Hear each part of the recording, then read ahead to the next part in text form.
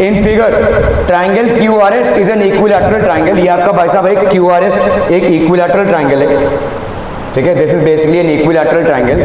Prove that arc RS is equivalent to arc QS is equivalent to arc QR। कैसे भाई साहब ये हो जाएगा बोलो?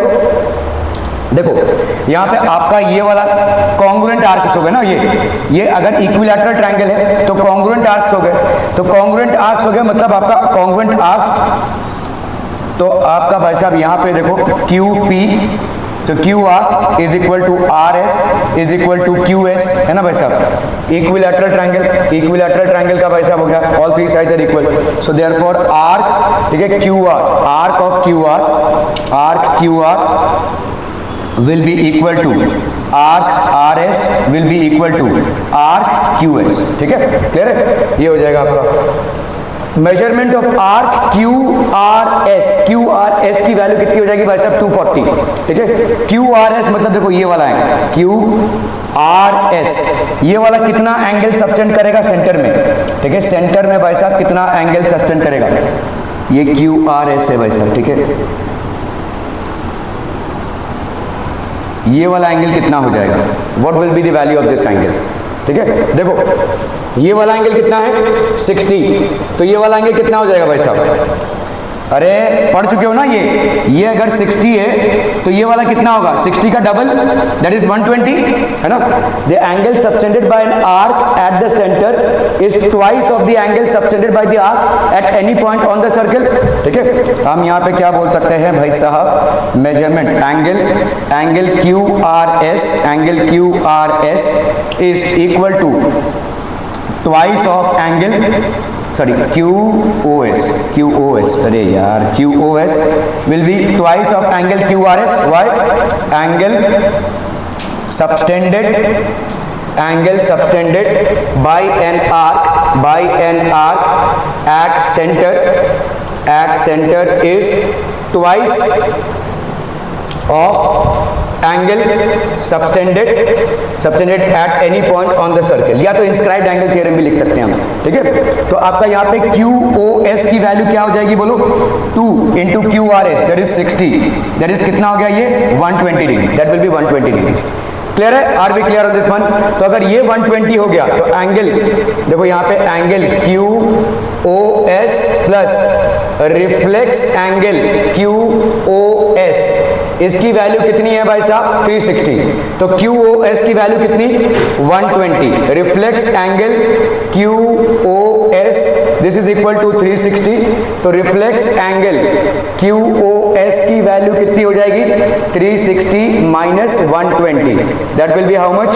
0.6, ये हो गया 240, ये आपको प्रूव करना था। Measurement of arc QRS will be equal to 240, ठीक है।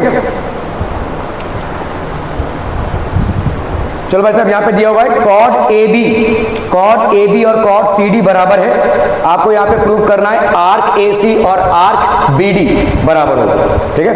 कॉड AB और कॉड CD आपका बराबर है, ठीक है। तो आप यहाँ पे क्या लिख सकते हैं भाई साहब? देयरफॉर देखो यहाँ पे हम लिख सकते हैं कॉड, यहाँ पे क्या दिया हुआ है? AB, ये AB is congruent to CD, तो हम यहाँ पे क्या लिख सकते हैं? AB क्या बनाएगा भाई साहब आपका? AB बनाएगा ACB, आर्क क्या बनाएगा? ACB, ठीक है, is congruent to arc CD मतलब CBD, ठीक है। Congruent chords have their arcs also congruent, है ना भाई साहब? अभी हमने पढ़ा भाई साहब, ठीक है, ओके। तो अभी आपका arc ACB is equal to arc CBD, इस आर्क ACB से देखो यहाँ पे ACB से तुम CB माइनस कर दो, माइनस आर्क CB, ठीक है। यहाँ क्या हो जाएगा? This will B arc CBD से आर्क CBD से माइनस क्या कर दो भाई साहब? आर्क CB, ठीक है। यहाँ पे हम लिख देंगे भाई साहब subtracting arc CB from both sides, ठीक है। So arc A C B minus C B is equal to arc C B D minus arc C D. Arc A C B minus C B कितना हो गया ये? Arc A C, this is congruent to arc C B D minus B C B, sorry B D ना, हाँ C B. तो कितना बच गया बोलो? Arc B D. So arc A C और आर्क बी डी भाई साहब आपके कॉन्ग्रुएंट हो गए। क्लियर है? क्लियर है? क्लियर है? बस अब इस आर्क से इतना पोर्शन माइनस, इस आर्क से इतना पोर्शन माइनस, क्योंकि ये दोनों आर्क्स बराबर हैं तो ऑब्वियसली ये दोनों भी आपके क्या हो जाएंगे? बराबर हो जाएंगे। क्लियर है? ओके।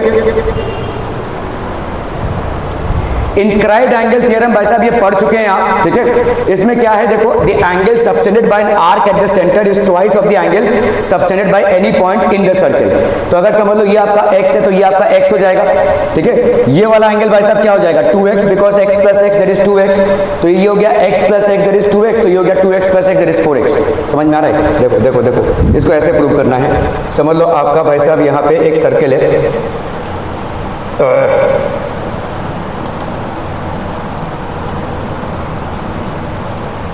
ये आपका भाई साहब एक सर्कल है, ठीक है। Inscribed angle theorem basically state क्या कर रहा है? इंस्क्राइब्ड एंगल थ्योरम आपका भाई साहब यहाँ पे लेट्स से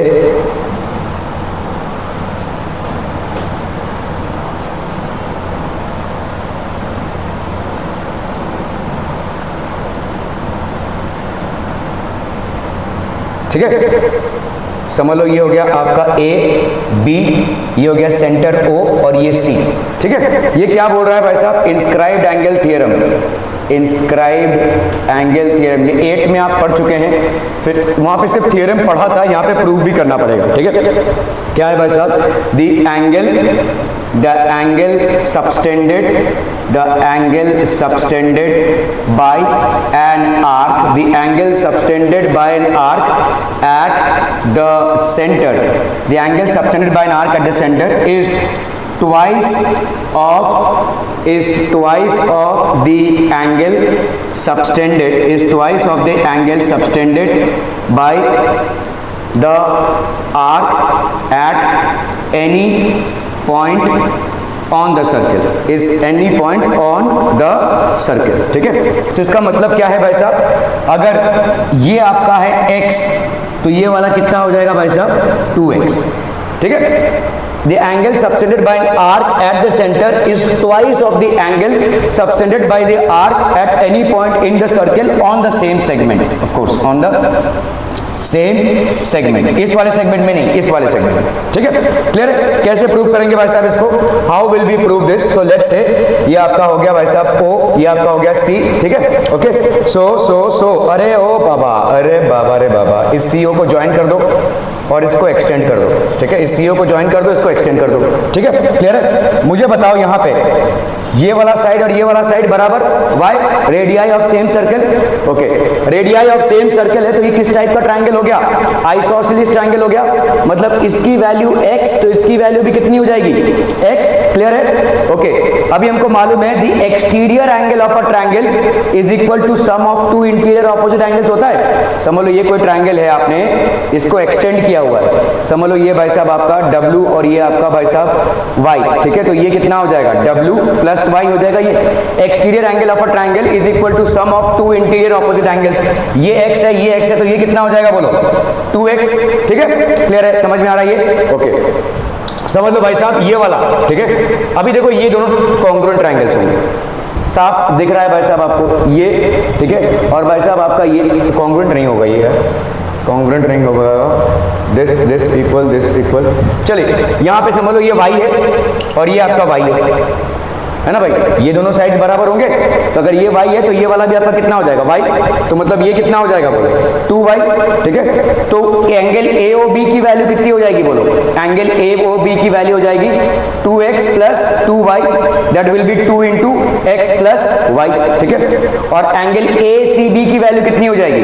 एंगल ACB की वैल्यू हो जाएगी भाई साहब x प्लस y। तो क्लियरली दिख रहा है भाई साहब आपका angle AOB is equal to twice of angle ACB, ठीक है।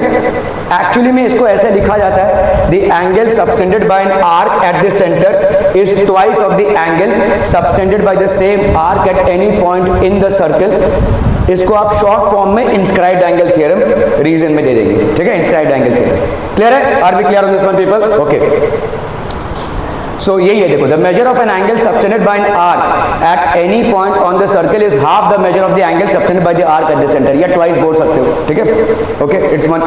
ओके, अभी आप देखो भाई साहब, angles inscribed in the same arc are congruent. अभी इसको कैसे प्रूव करेंगे भाई साहब? देखो यहां पे समझ लो, ये वाला सेम सेगमेंट, देखो ये same angles in the same segment of a circle are equal. ये पी आर है, देखो सेगमेंट, ये क्या डाल रहा है, क्यू, पी आर है, सेम सेगमेंट, सेगमेंट मतलब ये वाला पोर्शन, ठीक है, ये क्या डाल रहा है, एस। हम बोल रहे हैं कि भाई साहब ये दोनों एंगल्स इक्वल है। कैसे? सोचो भाई साहब, समझ लो आपका भाई साहब ये सेंटर है, तो आपका ये पी क्यू है, इसको आप ज्वाइन कर दो भाई साहब, ठीक है, तो आपका एंगल क्या आ जाएगा यहाँ पे? सो हम यहाँ पे क्या बोल सकते हैं, angle P C R, angle P C R को हम क्या बोल सकते हैं, twice of angle P Q R होगा, है कि नहीं? Angle P C R is twice of angle P Q R, और ये वाला देखो यहाँ पे पी सी आर और ये क्या है, पी एस आर, ठीक है, तो angle P C R is twice of angle P S R. Why? Inscribed angle theorem बोल सकते हैं, inscribed angle theorem, the angle subtended by an arc at the centre is twice of the angle subtended at any point in the circle. Angle subtended by an arc at the centre is twice of the angle subtended by the arc at any point in the circle. तो ये दोनों बराबर भाई साहब, तो इसका मतलब twice of angle P Q R is equal to twice of angle P S R. Twice twice cancel, तो पी क्यू आर की वैल्यू क्या हो जाएगी, एंगल पी एस आर के बराबर। पी क्यू आर और पी एस आर भाई साहब आपके बराबर हो गए, तो angles in the same segment of a circle are equal, ठीक है, ओके। अभी हम भाई साहब इसको लेते हैं, ठीक है, एंगल ए एम सी, ये वाली वैल्यू कितनी हो गई, 180 degree. Angle in a semi circle is equal to, तो एंगल ए एम सी मतलब ये सेंट्रल एंगल हो गया, ये किसके बराबर होगा, एंगल ए एम सी, हम यहाँ पे बोल सकते हैं ना, angle A M C is twice of angle A B C. ये भाई साहब आपका डायामीटर है, डायामीटर एक सर्कल को दो सेमी सर्कल्स में डिवाइड करता है। यहाँ पे बोला जा रहा है आपको कि angle in a semi circle is 90 degree, तो एंगल ए एम सी क्या हो जाएगा, twice of angle A B C होगा। A M C will be twice of angle A B C. A M C की value कितनी है, 180 degree, twice of angle A B C.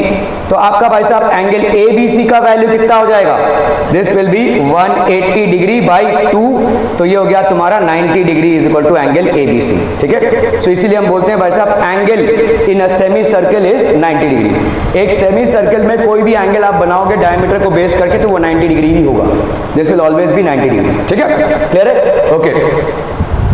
Cyclic quadrilateral, भाई साहब cyclic quadrilateral क्या होता है, अगर कोई क्वाड्रिलैटरल एक सर्कल के भीतर समा जाए, if all the vertices of a quadrilateral lie on a circle then this called a cyclic quadrilateral, ठीक है। Opposite angles of a cyclic quadrilateral are supplementary. चलो इसको प्रूव करते हैं भाई साहब। तो यहाँ पे क्या लिखेंगे आप बोलो, quadrilateral A B C D, ठीक है, ए बी सी डी आपका क्या है, साइक्लिक क्वाड्रिलैटरल है, क्योंकि सर्कल के पॉइंट्स में ए बी सी डी लाई कर रहा है। तो आपको यहाँ पे क्या प्रूव करना है, B plus D, angle B plus D is equal to 180 degree, और क्या प्रूव करना है, बी प्लस डी और angle A plus angle C is equal to 180 degree, ये प्रूव करना है, ठीक है। एंगल ए डी सी, इसको आप क्या बोल सकते हो भाई साहब, समझ लो यहाँ पे पॉइंट ओ है, ठीक है।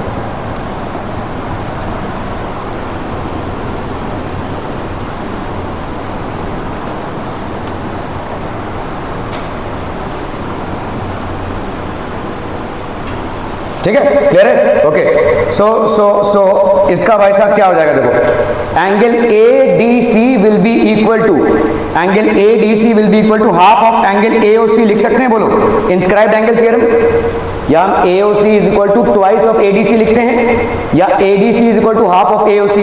सिमिलरली हम यहाँ पे क्या लिख सकते हैं बोलो, ए बी सी, ठीक है। सिमिलरली भाई साहब आपका ए ओ सी हो गया ये, ठीक है, A D C is equal to, similarly कौन सा, A B C is an inscribed angle, it intercepts and A D C, है ना भाई साहब, देखो ये वाला, okay, half of arc A D C का हाफ, ठीक है। तो हम यहाँ पे क्या लिख सकते हैं, angle A O C is equal to this. तो मेजर ऑफ, देखो यहाँ पे दो एंगल्स बन रहे हैं, ये वाला एक एंगल बन रहा है और भाई साहब ये वाला एक एंगल बन रहा है, ठीक है। ये वाला एंगल इसके हाफ और ये वाला एंगल इसका हाफ, समझ में आ रहा है कि नहीं, ठीक है। देखो ADC is equal to angle ADC is equal to half of angle AOC, ठीक है। अभी आपका देखो यहाँ पे कौन सा reflex angle AOC, similarly AOC जो रिफ्लेक्स एंगल है, मतलब ये वाला एंगल देखो, ये वाला रिफ्लेक्स एंगल AOC है, ठीक है। तो आपका भाई साहब ये वाला क्या हो जाएगा, रिफ्लेक्स एंगल ADC। तो angle ADC plus reflex angle, ठीक है। इसको ऐसे समझ लेते हैं भाई साहब, ये एकदम फालतू प्रूफ दिया हुआ है, चलिए इसको ऐसे देख लेते हैं।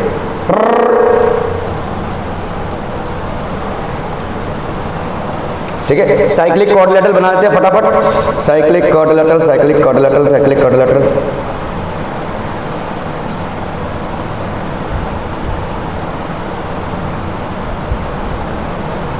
ये आपका एक साइक्लिक क्वाड्रिलेटरल है, ठीक है। समझ लो ये आपका सेंटर हो गया, ये सेंटर हो गया भाई साहब आपका, ठीक है, सेंटर हो गया ये, ठीक है।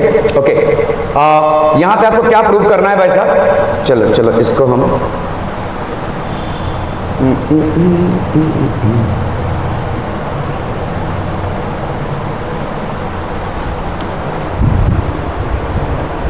ये तो क्या है वैसे,